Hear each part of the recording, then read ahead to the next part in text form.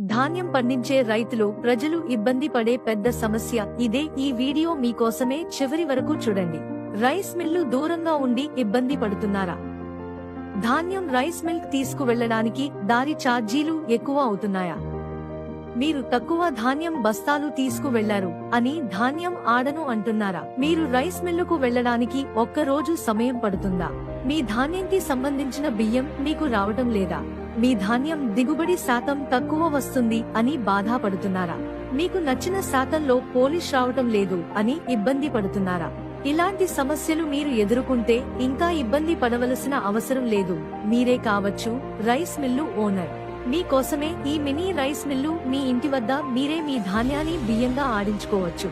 ఈ మెషిన్ యొక్క వివరాలు కొరకు ఇప్పుడే మాకు ఫోన్ చేయండి.